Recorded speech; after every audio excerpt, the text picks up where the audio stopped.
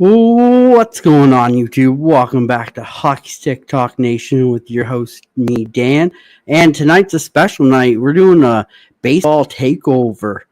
I know a lot of people asked for some baseball, so we brought on a great guest tonight with us who covers the Marlins, but is also very, very knowledgeable about other baseball teams. So feel free to ask questions tonight. Eli will definitely answer them for you.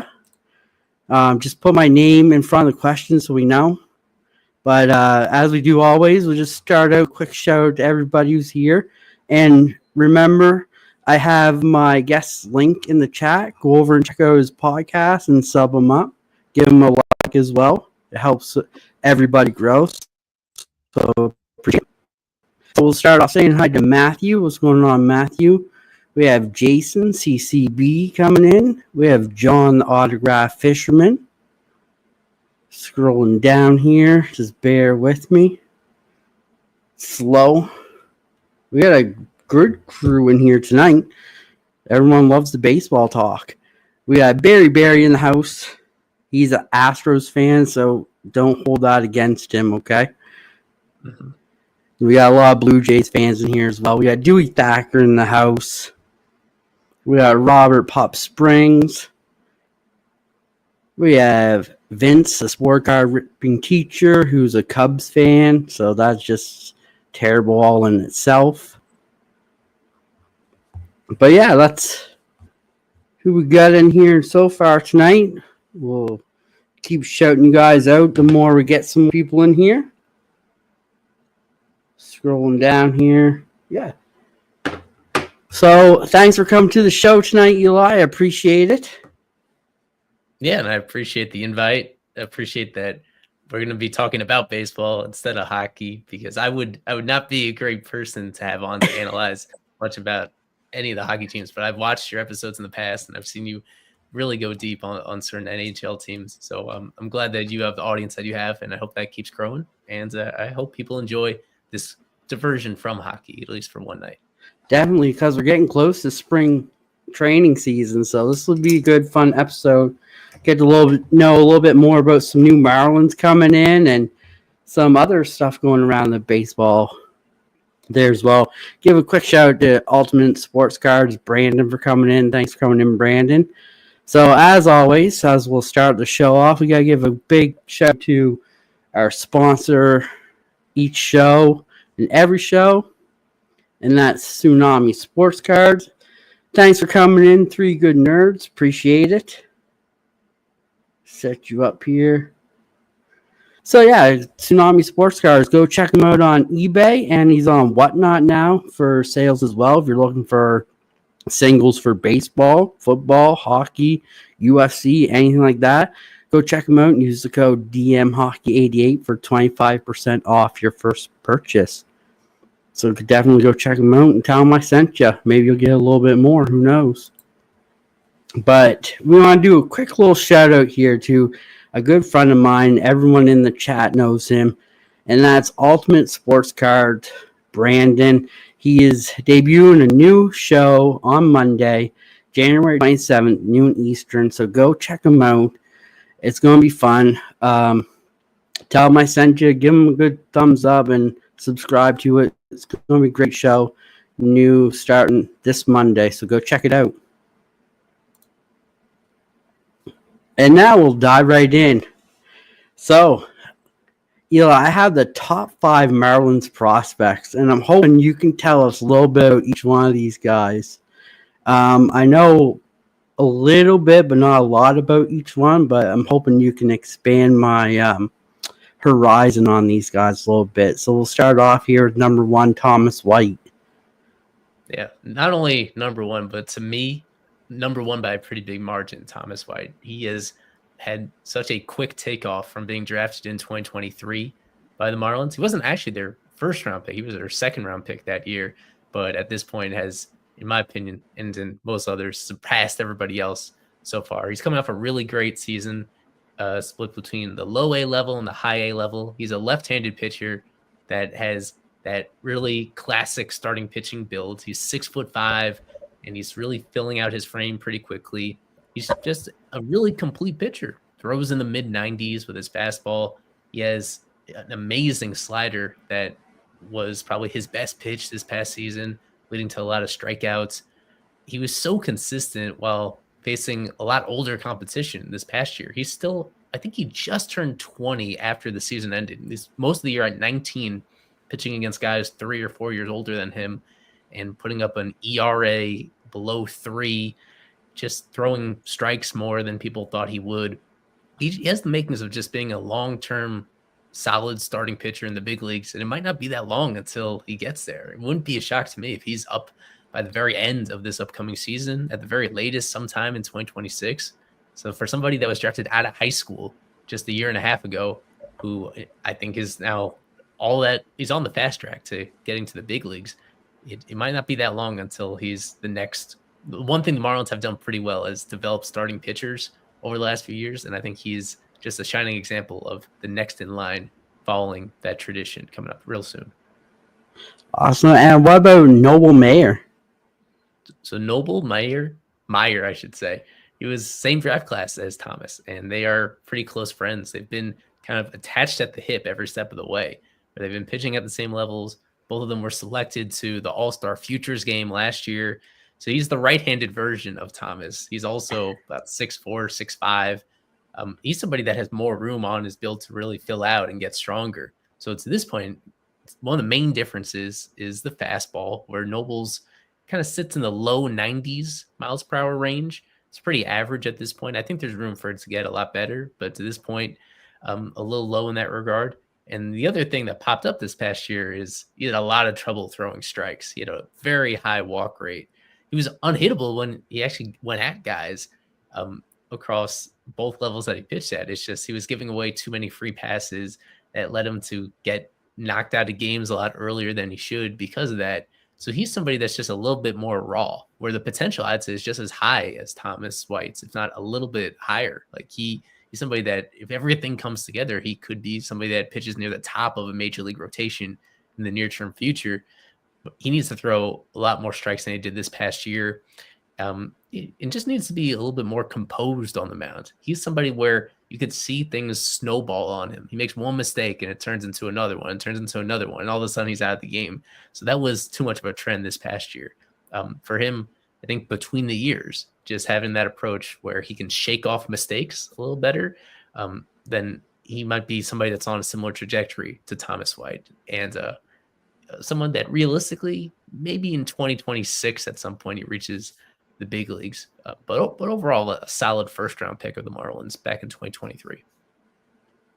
Awesome. Just give a quick little shout out to a couple people who just popped in here. We have Dig It coming in. We have Sticks G Wrestling, and we have Christina Payne who's popped in. So thank you guys for coming in and appreciate it. Hope you enjoy the show. We'll go on to number 3 here. Starlin Caba. Starlin Caba is a new guy because they just acquired him from the Phillies in a trade for Jesus Luzardo just over a month ago. He was the headliner of that deal, even younger than White and Meyer. Caba, he's still a teenager, and he's an amazing defensive shortstop. That is kind of his calling card, and that's what the Marlins really liked about him, because they've not had good defense at shortstop in a couple of years now. He's somebody that they hope once he's finished developing, he's the one that locks down that position. The question with him is he's so far away. He just played at the low A level last year, and he didn't even hit very well at all down there. He's somebody that has a really good eye at the plate, but at this point, he's 5'9", and he just doesn't hit the ball hard at all. So that's going to be the limitation in this game. He's not somebody that's going to hit home runs, and it's going to be what he does in the other aspects of the game to make up for that.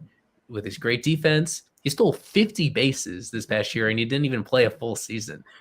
That was really encouraging, and an important part of his skill set, the speed that he has.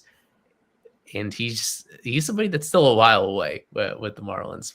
I would say 3 years away from reaching the big leagues if things go smoothly right there. They have to be really patient with him, but he does fill kind of a void in their system, because as a whole, this team needed a lot of improvement on defense, and he's somebody that at one of the most important positions at shortstop, he's amazing over there. So we just got to be patient with Starlin Caba, but overall, one of the better I think you could make a really good case that he's the best hitting prospect that they have, all things considered. Awesome. Shout out to Zach's Collections, Budget Rips, and Paul in the 619 for coming in. Thanks, guys. Appreciate it. Number 4, Augustine Ramirez.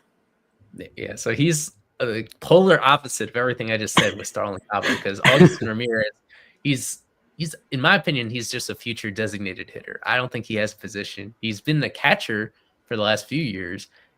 There's just so many flaws in his defensive game back there that I don't think he's going to stick. They'll give him one more chance in spring training and then early on this season.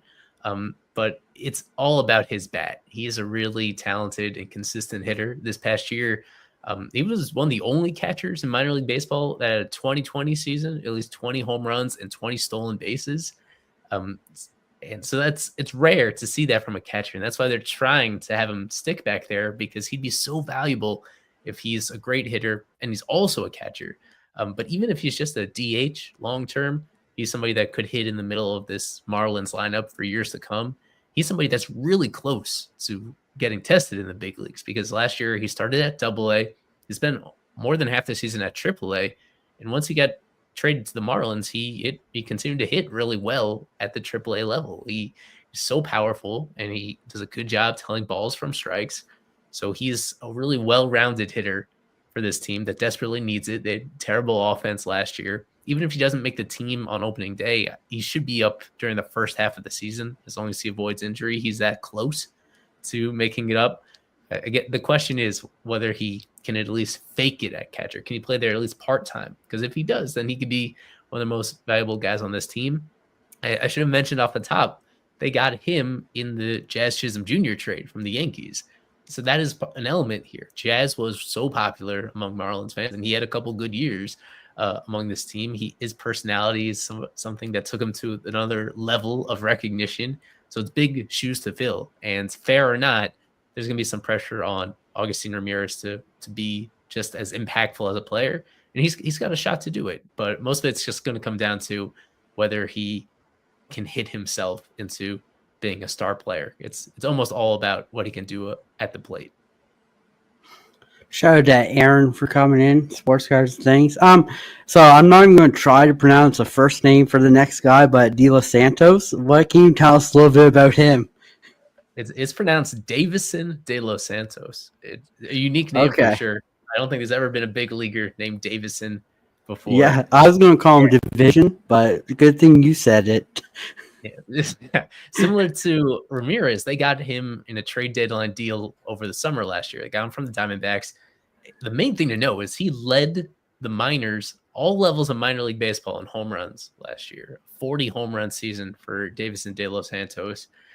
And he did it while he started the year at 20 years old, and even now he's 21, turned 21 last summer. Similar path to Ramirez in that he's so close to reaching the big leagues. He played at AAA a lot of last season. He had some success over there, and he's mainly a first baseman.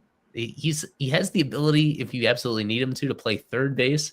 To me, I just don't think he can throw well enough to keep that up. He'll be a first baseman or a DH moving forward, and he's close to being challenged at the big leagues right now. The question with him is whether he's disciplined enough, whether his pitch selection is good enough to actually make him effective in the big leagues. He put up amazing numbers in the minors, but we've seen this story before of guys that do that and then they make the leap to the big leagues and it doesn't translate, because in the big leagues they prepare a totally different way. They have these detailed scouting reports.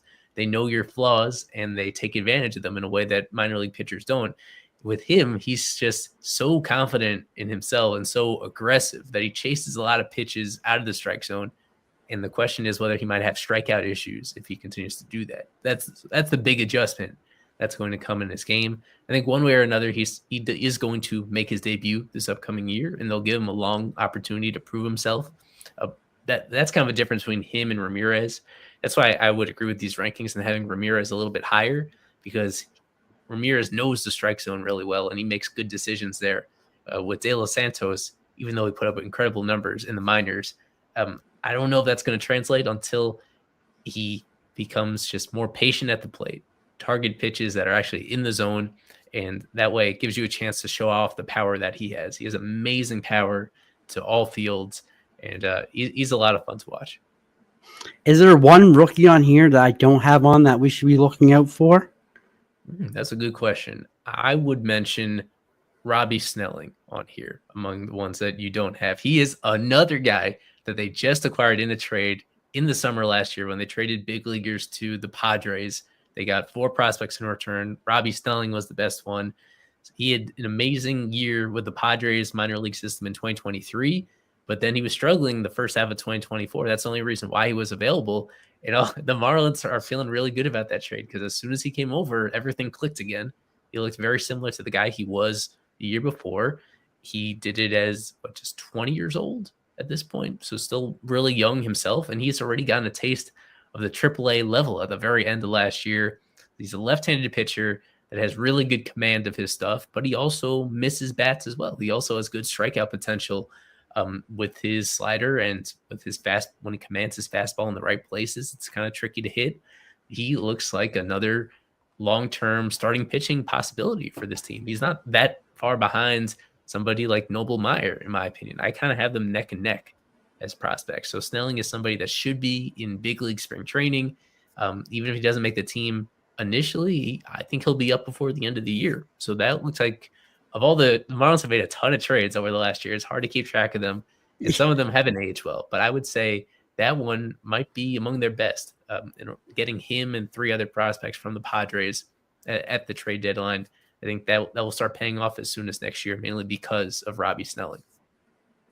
Awesome. So thanks for telling us a little bit about the Marlins prospects. It's great to find out a little bit more about each player instead of just name. I know a little bit about some, but it's great to find out a little bit more about them, a little bit more in depth about them as well. So we'll shake off the Marlins talk here for a little bit, and we'll have some little chats about some of the baseball news and some of your thoughts on it. So I guess top one right now is Anthony Statlander signs with the Blue Jays. What are your thoughts on that, and what kind of player did the Blue Jays get here?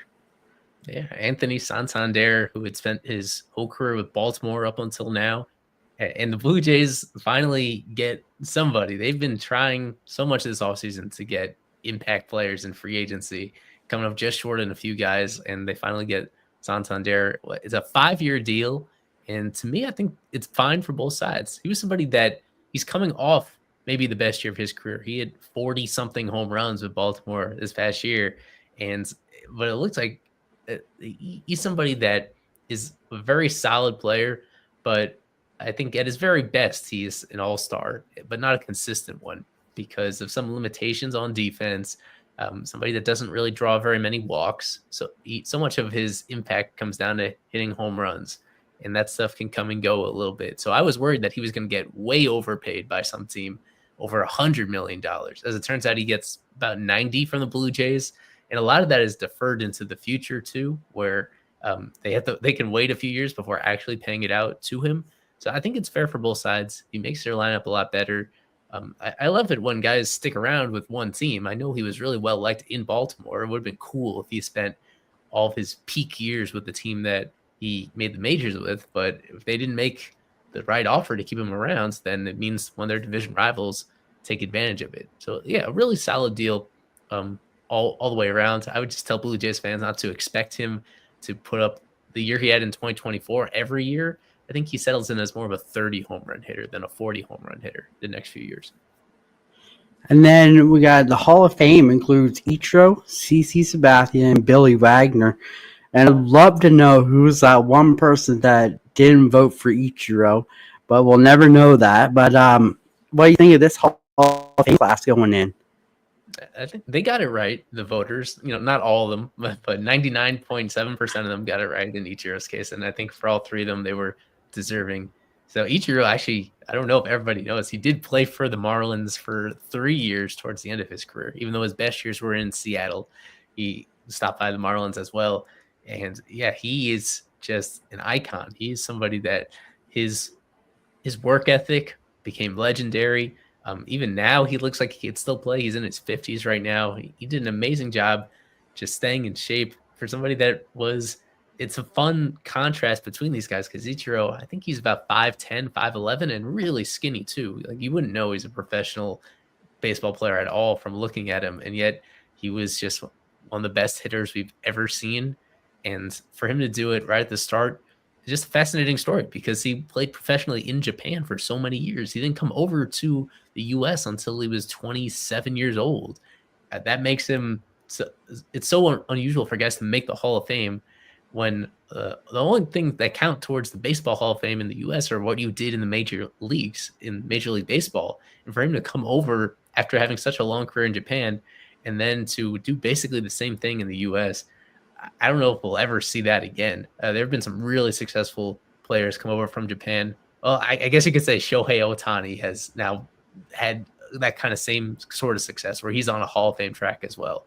But Ichiro did it first. He was a trailblazer. I think that is part of his story as well. For him to come over in 2001 when it was really rare for Japanese players, especially hitters, to come over to the U.S., he showed it could be done. He showed it could be successful. And I think that has made Major League Baseball better in that where teams are now more willing to take chances on Japanese players and them proving themselves that they can have an amazing impact once they make the leap, even if they're facing the toughest competition. Wasishi Sabathia, somebody that also had an extremely popular player and the impact that he had for being on the opposite end of the spectrum, like 6'7". There were times where he was over 300 pounds, and it was just that type of presence that you had on the mound. There was nobody else like him, where you're coming at you at that size, extremely intimidating and just really productive year after year. At his best, he was maybe the best pitcher in the game.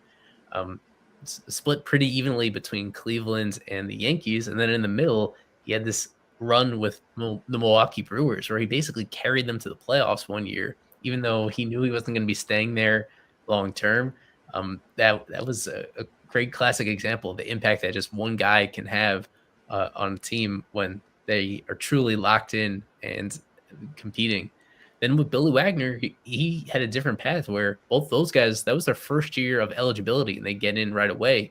But Billy Wagner, he had been on the Hall of Fame ballot for 10 years. This was his last year of eligibility. If he didn't get in this year, then it would have had to go to a separate committee. It would have been this really longer process to figure out what was going to happen. But voters came around on him. He just wasn't appreciated as much as he probably should have been during his career. His teams didn't win a World Series title. And the fact that at the time he kind of overlapped with some other Hall of Fame closers that he sometimes didn't get the credit he deserved. He rotated between a few different teams. He played for the Houston Astros, the Braves, and the Mets. So not identifying clearly with one team, I think that hurt him initially. He was just unhittable at his best. We're living in a time right now where there are more strikeouts than ever in baseball, and he was ahead of his time. He was striking out everybody back then. A really dominant reliever, and you could tell how much it means to him after that long wait, finally getting recognized for it. So, yeah, really happy for him too. So this question is going to be a fun one because there's rumors for Toronto and for him, but where will we see Pete Alonso end up? Yeah, that is a great question. Spending his whole career with the Mets, and they wanted to keep him at one point. Reportedly, he got big contract extension offers before he became a free agent. He turned it down, didn't have his best year in 2024. And as we were getting close to spring training, a few weeks away, and he's still unsigned, even though he's been one of the most productive first basemen in baseball ever since he debuted. So he's in a tough spot where I think no matter where he ends up, he's going to get paid pretty well in 2025. He's going to get a high salary. It's just that he was expecting a contract to take him through the end of his career. He was looking for a long-term deal entering this, whether it was a 6-year deal or even 7. And at this point, what history tells us, if guys that are stuck in free agency this long, they need to settle for something really short-term and then try again almost immediately after it. So I think he'll go to the team that's willing to pay him a lot this year, but not committing long term.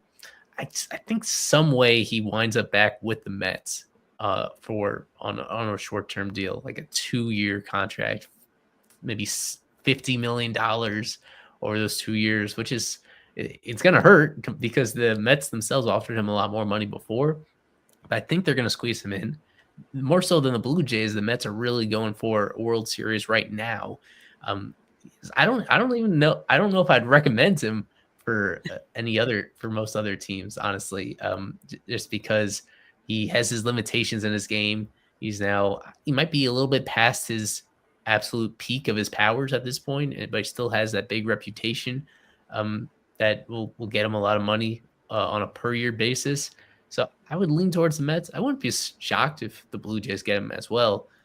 I still think that he works it out with the organization that has treated him well up until this point of his career. But it's gotten messy for sure, this free agency. Not what he was looking for when he set out to do it in the first place. Then we got some Marlins in here. So Marlins excited for Alcantara's return. Sandy Alcantara, who won National League Cy Young in 2022, got hurt at the end of 2023, sat out all of last year recovering from Tommy John surgery. He looks great again. He looks back to himself. All signs point to him being ready for opening day and hopefully reestablishing himself as an ace. Now, the concern for Marlins fans is whether the clock's already ticking on the end of his Marlins career, because they've traded away so many other guys. The team lost 100 games last year, and I don't know if things are going to be all that much better this year. So if they're going to be sellers at the trade deadline again, there's going to be so much demand from him. And if they get an offer that gives them multiple young hitters that can plug into their lineup right away, and if they're also worried about his contract, the fact that he's making, by Marlins standards, he's making a lot of money. For most teams, they'd be happy to have him, but $17 million this year and $17 next year, that is more than the Marlins have ever paid a pitcher in a single season. So are they ready to take that on, even if these are seasons where they're not competing? I think the likely scenario is that he gets traded later this season. If they fall out of the race and they get offers that are fair, might cash him in. Yeah, he's had an amazing run with the team even outside of 2022. He's so unique in that he wants to pitch he still takes a lot of pride in finishing what he starts. He wants to go complete games every single time he takes the mound.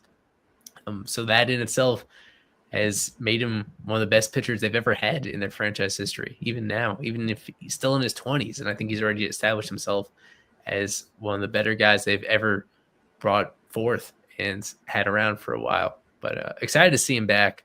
I am a little worried that this will be his last year in Miami, though. And then in other Marlins news, Marlins unveil McCauley's inaugural coaching staff. So what's this look like for us for our coaching staff? Well, yeah, to catch people up, they had a good manager before the last couple of years since Skip Schumacher. He was the National League Manager of the Year in 2023. He was on a short-term deal, though, and they just didn't do they weren't able to keep that relationship together. He basically asked out entering the 2024 season, and they mutually parted ways. But it was more about Skip trying to get with a better organization, understanding that the Marlins were about to back into a rebuild, and he wanted to compete. He led them to the playoffs in 2023. So now he's working with the Texas Rangers, and he might be their future manager when if they make a change in the future. So I feel good for him, but it left the Marlins in a tough spot, having to look for somebody else. They bring Clayton McCullough. He comes from a great background. He comes from the Los Angeles Dodgers, and he was with them for 2 World Series titles, including one this past year as their first base coach. But this is his first time as a manager. I don't want to set expectations myself when you haven't seen somebody do this job before. It is a much different job than coaching first base. He has managed in the minor leagues for a while, so that background is kind of important. But this will be his first time doing it in the big leagues, and it's almost a brand new coaching staff. They brought in guys from all around the league, even some that he didn't know himself. It's a fascinating experiment. He didn't play in the big leagues himself the way that Schumacher did, and most of his coaches didn't play in the big leagues either. So it's going to be an interesting experiment where they're trying to lean heavily into data and analytics and use that to give their players an edge to make players better. But it's just unconventional because they have very little major league experience themselves. So I think he's going to get a very long leash. I expect him to be here longer than Skip was, longer than 2 years. And for at least for this first year, I don't think there's going to be that much pressure on him to win. It's going to be more so about player development and put the young guys in position to get a little bit better, to at least improve upon where they were in 2024 in the first year of Clayton McCullough. But yeah, happy for him because he'd been coaching for like close to 2 decades in various roles, and now he gets his opportunity to prove himself. And then we'll go on to the Braves sign Jackson Profar. That just happened yesterday with Jerickson Profar. The Braves had a pretty quiet offseason until this point, and they get Profar, who had a surprising year last year with the San Diego Padres. That was maybe the best year of his career for somebody that had been in the big leagues for about 12 years at this point. Finally, really putting it all together and just being a very well-rounded hitter. He's played basically every position during his career, but at this point, he's a corner outfielder. And with them, and part of that thinking is that they still have Ronald Acuna Jr. coming back from knee surgery, and I don't think he's supposed to be ready for the start of the year. So that means Profar becomes a true everyday player early on. Then they'll see where things go. But they struggled so much to get offense in those corner outfield spots for a lot of last year when Acuna went down with his injury. This is a team that in 2023, they were one of the best lineups we've seen in recent history, the Braves. And then last year, they took this big drop down. They just barely made it into the playoffs, but they didn't have the season they were looking for. So they bring in this additional bat, and they're hoping more of their core players are healthy this year compared to last year. They won the division for, I think, 6 straight years from 2018 to 2023 before yet last year finally falling a little bit short of that, finishing behind the Phillies. So I think heading into 2025, they have a great chance of winning the division again and getting back to where they're accustomed to being. So Profar helps them a little bit. And then the Dodgers are signing everybody right now, so they signed Tanner Scott as well. Former Marlin Tanner Scott. He had 2.5 years in Miami, and I thought he was the best. He was right up there with the best relievers in baseball in 2023 and in 2024. So that's just a great success story because when the Marlins acquired him a few years ago, barely anybody had heard of him. He couldn't throw strikes. He wasn't really pitching in important situations. And now he gets a 4-year, $72 million deal. It's one of the bigger reliever contracts we've ever seen.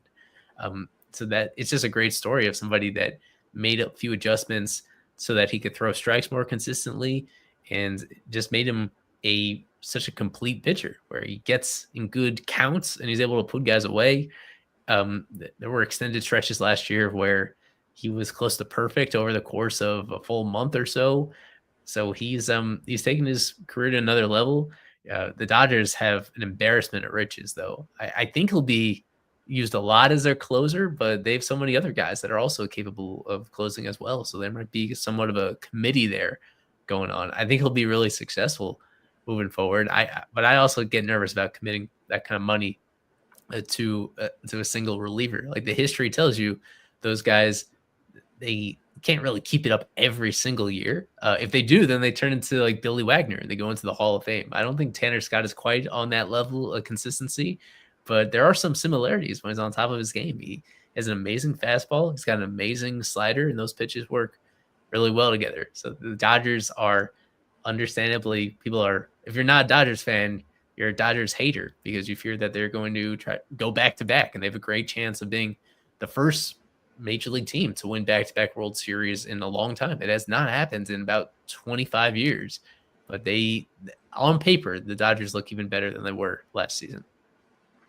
Shout out to Maiden's World Wax. I seen you pop in, and to Nord for popping in. Thanks, guys. The next one there is the Mets sign AJ Minter.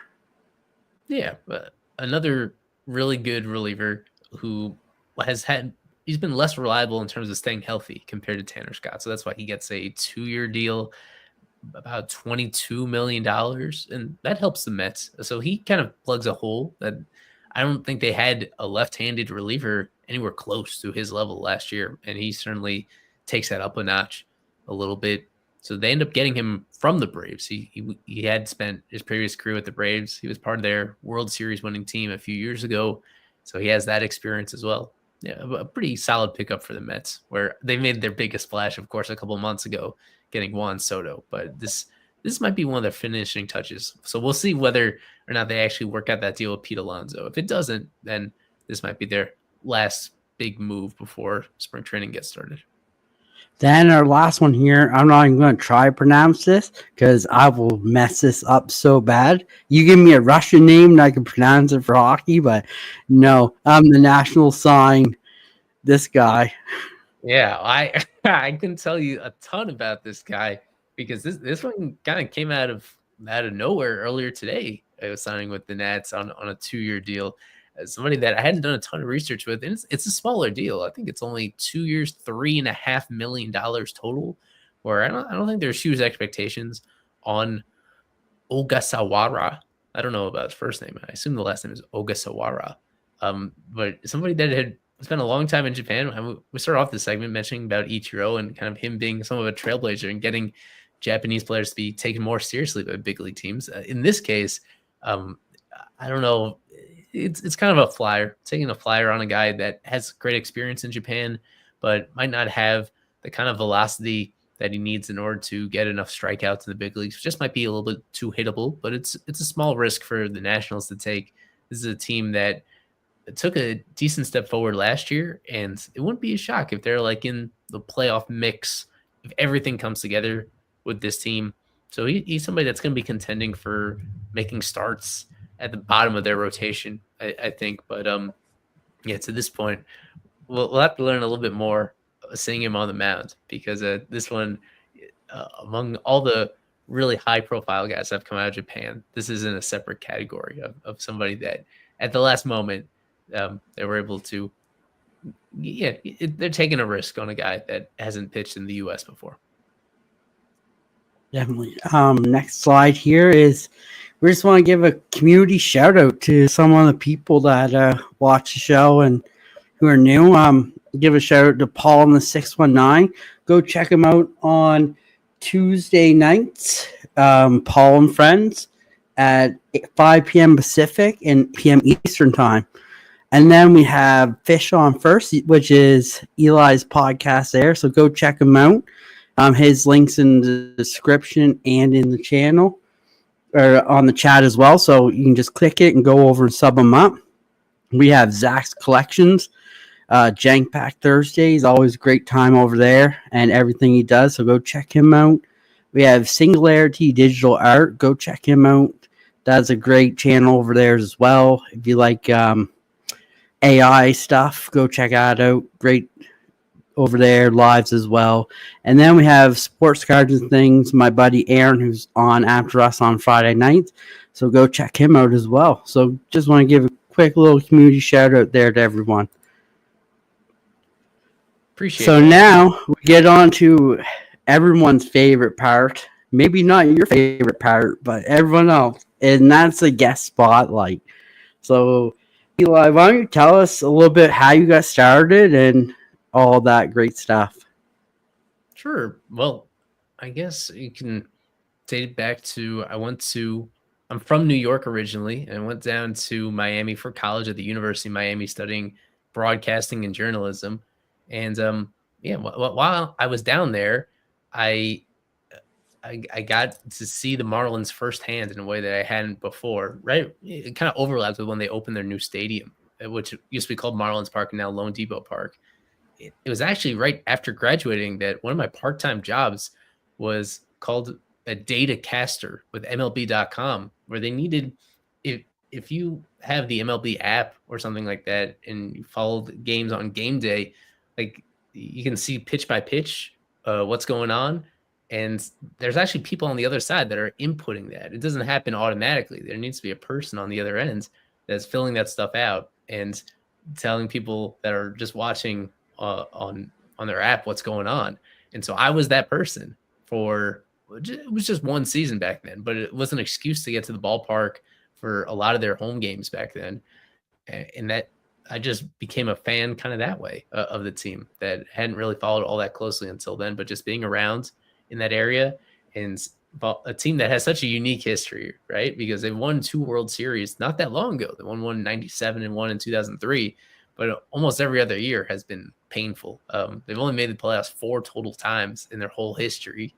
And I just found it really interesting. That was the time I got to, of all people, still my favorite Marlins player ever is Jose Fernandez, who was with the team for 4 years from 2013 to 2016 before tragically dying in a boat accident. I got to see some of his best outings down there. He was, in a short time, he established himself as one of the best pitchers in baseball. And he was one of the few guys that could actually get fans to show out to that ballpark. It's been a problem back then. It continues to be a problem now with trying to draw people to the ballpark themselves. There are a lot of Marlins fans that follow the team from afar, even if they're not going to games, yourself included. And yeah, you're not the only one. There's a lot of them that are still interested in keeping updated on the team, from the big leagues to the prospects to the money stuff going on in the background and everything in between. So I joined Fish Stripes, I think way back in 2016. This was a site that was affiliated with SB Nation covering the Marlins. I was on their staff for about a year and a half, and then all of a sudden the job to run the site opened up, and I took over from there. So I ran that site for over 5 years at Fish Stripes, and I took it to a place where it was credentialed media. I got us access to covering games in the press box and on the field on a consistent basis, and I filled out my staff of people to follow it. That's when we launched our podcast, I think in 2019 under Fish Stripes back then, but we're also writing articles every single day, and had a lot of fun with that. People stuck around, made some good relationships. I took it, made it an independent coverage starting in 2023. I went out on my own because we thought to take our site to the next level, we wanted to really own what we were doing. So I had to change the name from Fish Stripes to Fish on First. And that's where we are now. Fishonfirst.com is where you can find everything. But if you just put Fish on First, if you search any social media site or you just Google us, you can find all the stuff that we're doing covering the team. And it's all the same people that were working with me at the old place. But now we kind of control what we do ourselves. At this point, my staff has, I think, 11 different contributors, people that write, people that do podcasts, people that take photos and edit videos as well. So we cover it from all angles. We try to keep it interesting. We try to also break our own news and provide information about what's going on with the team so that people can keep track of it. And at this point, honestly, there's not a ton of competition. There aren't a ton of places for Marlins fans to go to get news and to get reliable updates on the team. So I think that's been one of the motivating things that keep me going is being able to help fans out in a way to fill that void and make sure that they're staying up to date on what's going on, even during a season like this. Even if they're not competing, we still put in the same effort. We're still going to be attending spring training up in Jupiter, Florida in just a few weeks. And so, yeah, we still put in the same effort and take every step of the way. Hopefully it's not that long of a journey, but every step from 100 losses to getting back into the playoffs, we'll be there covering it. Definitely. I know I listen to the podcast every day in the car going to work and coming home from work because it's pretty much the only Marlins thing to listen to. Yeah, there's not very many, like you said, to listen to on podcasts or watch. So I'm very grateful for it. My next question is, I think you might have answered it a little bit too, is how did you start following the Marlins? Like, were you always a Marlins fan or did you transition? Yeah, you'd have to say I transitioned when I came down to Florida, and I don't know if there was one exact moment where I started following it. It was but once I got the opportunity to actually be there with MLB.com and as a data caster and being there and getting to know the people around the ballpark there, that made it a lot more interesting from me. So I think that first year was 2014 is when I really started following things and on a consistent basis and getting to know all the players from there. When I was younger, my dad made me a Yankee fan. He was a lifelong New York Yankees fan, and so I followed it mainly like that. But I was always open to like different possibilities depending on where my life would take me. And at this point, made that switch to the Marlins getting the chance to be around the team a lot more and know them better. Awesome. Why don't you tell us a little bit about your podcast? Well, it's sort of a podcast network that we have. We have a few different shows that people on my staff do. The one that I do myself is called The Official Show. And during the baseball season, so starting actually just a couple weeks from now in spring training, that's going to return as a weekly show called The Official Show, where it's a combination of myself analyzing what's going on with the team and also bringing on special guests that are either have worked with the team or ones that just analyze baseball in general and can apply it to the Marlins. One thing we love doing is they've made a ton of trades over the last year. Whenever they make a trade, I like bringing on somebody from who covers the opposing team to like fill us in on why they think this trade went down, if they think who they think won, and trying to unpack that, why it happened one way or the other. One of my favorite pods that I did back in October is interviewing a guy that worked with the Marlins in their analytics department for like 6 years, and he just got fired, and he was willing to come on the pod and tell us about his experience, the good and the bad. And he was mostly positive about the direction the team was going, even without him. I mean, imagine that, somebody that just got fired and yet still feels like the organization did the right thing and still feel like they're on the right track. So that was really interesting for people that want to look back on that. But you can find that on our YouTube channel. Aside from me, I think the most recent pod we did was a Fish Unfiltered episode. That's where a couple of my staffers, Isaac and Kevin, they co-host a show that they've been doing a few years. And that one includes more frequent interviews with players themselves. So they interviewed Jonah Bride, who very quietly had an amazing second half for this team, sort of out of nowhere, that nobody had really thought of. He had spent most of the year in AAA, and then he gets called up after they trade away the veteran players, and he ends up producing kind of on the same level that they already were right then. So I think he's going to be their main, either first base or DH. He'll get some playing time at both spots, but he's going to be a big part of their lineup this upcoming year. So they talked to him about his experience last year, his offseason, getting to know the new coaches and stuff like that. So they do Fish Unfiltered usually like every 2 weeks or so, and that's uploaded to the same channel. We have a minor league focus show called Swimming Upstream that includes our prospect expert, Alex Carver. He has his own coverage called Fish on the Farm, and when he just pods about the minor leagues, we posted it there in the same place. So that includes interviewing minor leaguers themselves, some other guys in other executives that are involved with player development for the Marlins, and just like analyzing what's going on. That picks up a lot during the season when we're like keeping track of the way that players are performing in the minors. When we do our own prospect rankings as well at Fish on First, so he's a big part of that. When we update the rankings and try not to make two people mad, but we try to explain our rankings and how we came about them. We use that show to break it down as well. And we've experimented in the past with doing small pods as well. We had this thing called Big Fish Small Pod that we try to do every single weekday during the season. I'm still like weighing back and forth how we're going to organize that this upcoming year. I did like the idea, but we do a whole lot of coverage over there. And that channel has grown quite a bit because I set it up back when we were under the Fish Stripes umbrella, and then we rebranded to Fish on First. So it's been good to see that the subscriber base has continued to grow even since then. That's awesome. I just want to give a quick shout out. Christopher Works for stopping in. Appreciate it, buddy. So this is a question I ask all my guests. So what is your Mount Rushmore of either Marlins players of new or old? Let's try to do an all-time Marlins Mount Rushmore. And this one's tricky just because so many guys get traded during their careers that they might be better known like with other teams than with the Marlins themselves. I mentioned Sandy Alcantara before, and honestly, I think he does crack my list. I think he has done enough at this point because at his very best, the season that he had was as good as any pitcher in Marlins history has had, and he's really represented the organization well. I think Sandy, on my all-time Marlins Mount Rushmore, he cracks the list. He might be in the number 4 spot, but he does make it.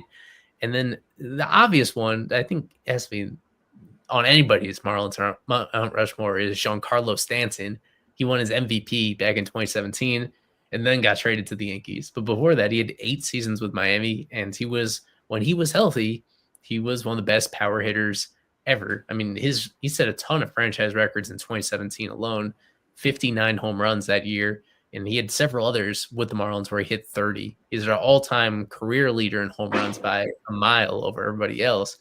And I mean, regardless of what happens the rest of his career, I hope he wins a World Series with the Yankees before his contract is up over there. They got kind of close last year. He was at his best with the Marlins, no matter what happens over the rest of his career moving forward. And he was there for sure long enough to crack that list. I think you have to include Hanley Ramirez on this as well. He was technically on the Hall of Fame ballot this past year. He didn't get much support, but he was on the ballot himself because he was one of the better shortstops in baseball in the late 2000s when he came over in a big trade from the Red Sox. And there were 5 years in there from 2006 to 2010 where he was just this amazing offensive player. He had a 30-30 season in home runs and steals. He had I think one of his first year or second year in the big leagues, he nearly had 30 home runs and 50 stolen bases. He's just an amazing combination of being a hitter and a base runner while also playing shortstop as well. And so they traded him in 2012, but he was a big part of their organization before that. And then for the final spot, in addition to Sandy and Stanton and Hanley Ramirez, I would go with Jose Fernandez. And it was a short stint. It was only parts of 4 seasons that he had up here. But I think even now, he might be the most popular Marlins player that they've ever had. He was just so special on a per game basis and totally unhittable. Like he had a career ERA in like 2.5 that was miles better than anybody else that has spent that many seasons with the Marlins. And especially when he pitched at home in Miami, that is when like things came to another level. He had this crazy record. I think he only lost twice in 4 years when pitching in Miami. And the energy that he played with, the excitement that he had on the mound, and even when he was not pitching, even when he was on the bench and watching games, that was special. So they haven't really replaced him. It's been hard to find a guy quite like him, the combination of production and also really having fun with the game. So even though his accomplishments, there are other honorable mentions like Miguel Cabrera. He is an amazing career with the Tigers, and before that with the Marlins, he won a World Series title, and he was an elite hitter. Like he's somebody that I wouldn't blame anybody from putting him on their Mount Rushmore. And the guy that most people call Mr. Marlin is Jeff Conine.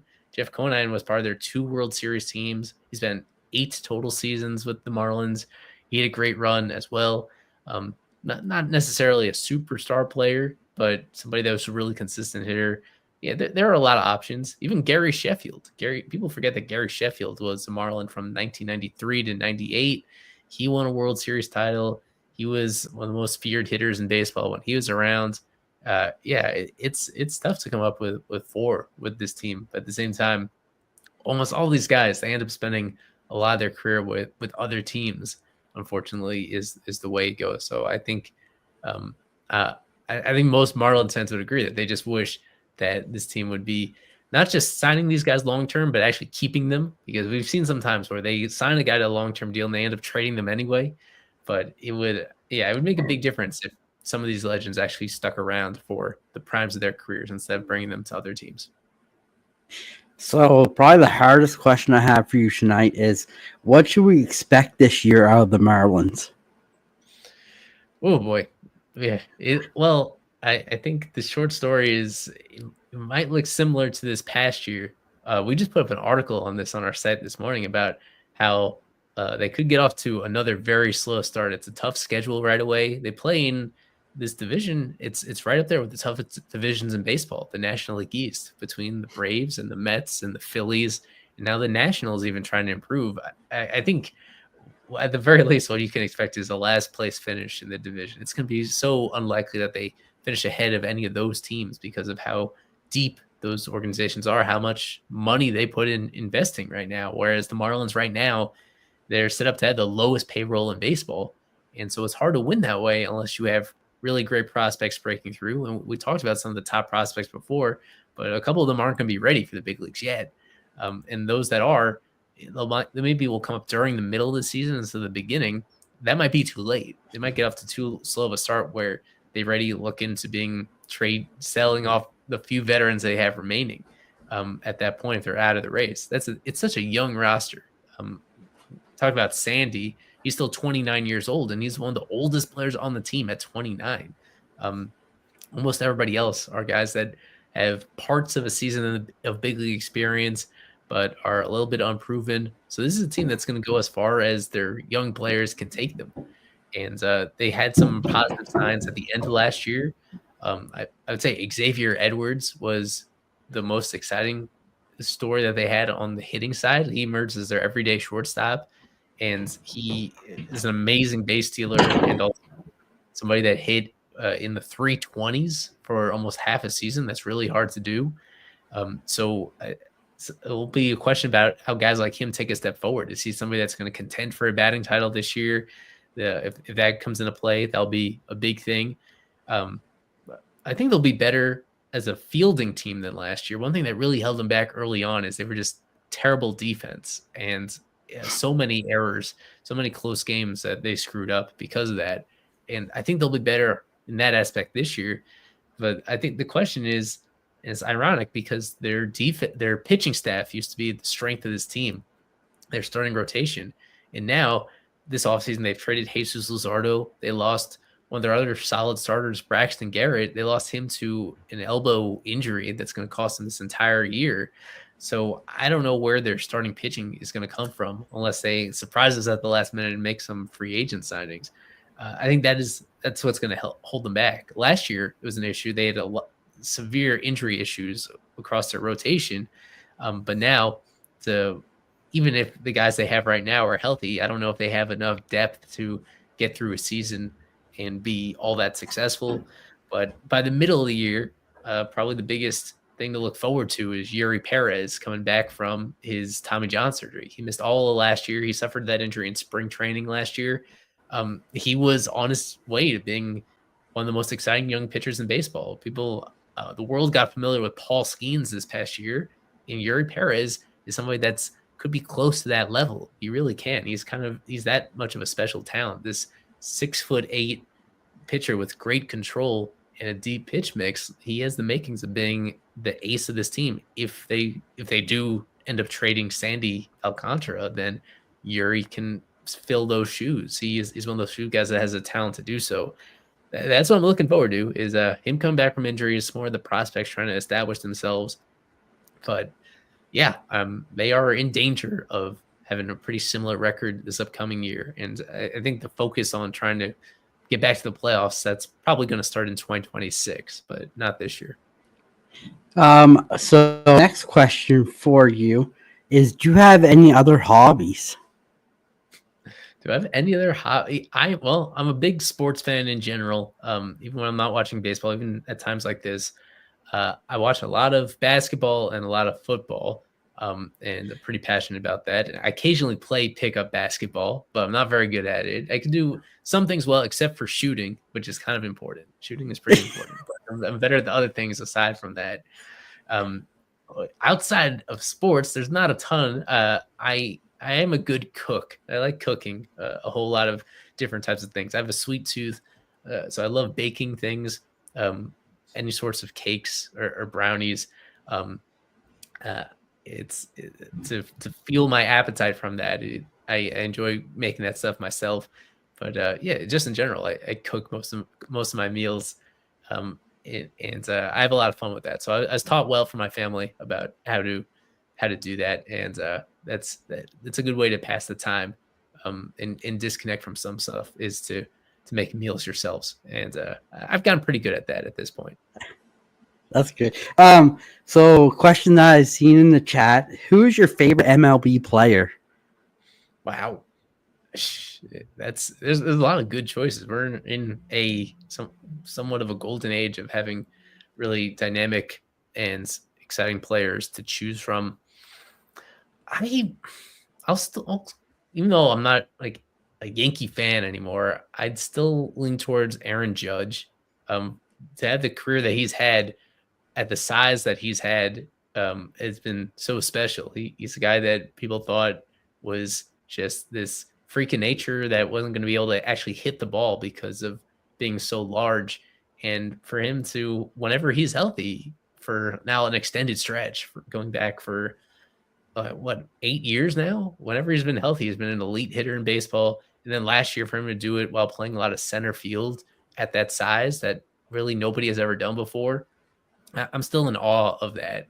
So it's been fun to see, to have somebody like that who has had now a couple of seasons, 2 of his last 3 seasons. He's pushed up right around 60 home runs. I mean, he got over that mark in 2022. But for him to be even so much more than just a power hitter, for him to be a great defensive player, and a good overall hitter as well. Yeah, Aaron Judge, I'm still marvel at what he's become. He's well on his way to being a Hall of Famer at this point. He's the first Yankees captain since Derek Jeter as well. And there's something special about having somebody fill that role and actually stick around with the organization. I'd have to go with Judge if I had to pick one favorite. And the next question here on screen is, who will be the first player not named Jackie Robinson to have their Marlins number retired? I've spent a lot of time discussing that with my staff and with Marlins fans as well. It's a hot topic because it's unusual that you get this far. The franchise has been around 33 seasons at this point, and to not have one of your own players. Jackie Robinson, of course, is not a Marlins player. That's a number that's retired across all baseball. And it goes back to a little bit what we discussed earlier, just about so many of the greatest Marlins players getting traded early in their careers. And it's kind of awkward to honor them if they're better remembered for what they did with other teams.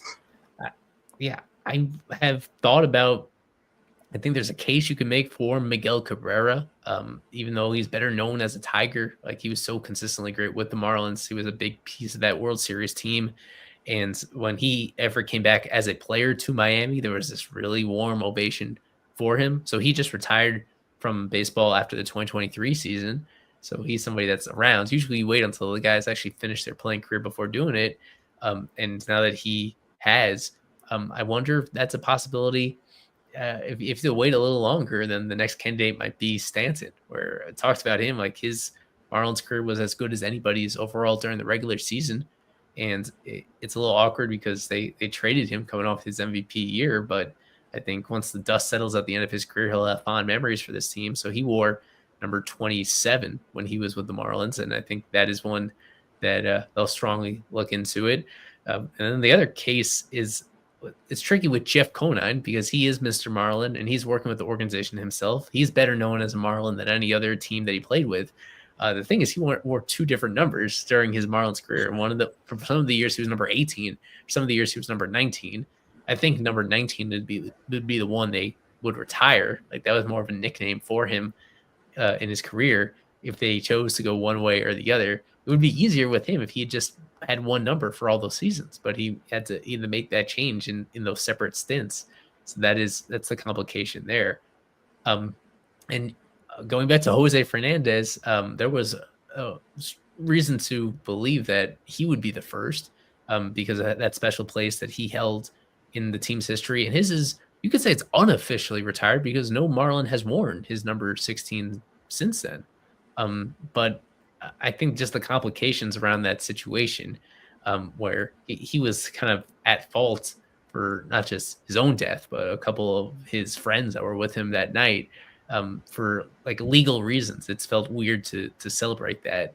So if they were going to formally retire his and they felt comfortable with that, I think they would have done it already. For it to not happen, I would say the best guess is it's going to be Stanton's number once Stanton is finished with his major league career. The next question I have for you before we let you go is, who is a prospect we should be looking for other than, or for this year or the next couple of years coming up? Among the guys that we didn't mention, I'll shout out Joe Mack. Joe Mack is a catcher, and we talked about Agustin Ramirez before and how he's not really a catcher moving forward. He's more of a DH, but Joe Mack is a real catcher. I think he's going to stick at catcher, and he's their best chance at having a long-term option there. The Marlins have been like scrambling to find somebody at that position ever since trading JT Realmuto. That was 6 years ago. And ever since then, they've gotten really bad production from guys who simply can't hit at all. It's so hard to find a catcher who can hit. and Joe Mack can hit, or at least he showed it this past year, the risk is that he struggled a ton in 2023, and then all of a sudden he took off last year. He went from hitting 6 home runs 2 years ago to hitting 24. He quadrupled his home runs from 6 to 24 while going up a level and playing at Double-A. And he played really good defense. He won a minor league Gold Glove at catcher for the time that he played last year. So he'll be in big league spring training camp. It kind of fits the theme of some of the other guys we mentioned, where I don't think he'll be on the opening day roster, but he'll be at the AAA level, just waiting for his turn. And I think that turn comes at some point during the year. So that'd be a good success story. This team, more so than anything, what has held back the Marlins from being consistently competitive is they can't develop hitters. The guys that they draft and sign on their own, they haven't gotten the right coaching, you could say, or the right guidance that they need in order to translate that to the big leagues for the most part. And so Joe Mack, he has the hope for being one of those exceptions to it, where I think pretty soon he could get to the big leagues and then he could settle in as a guy to build around for years to come at a really important position.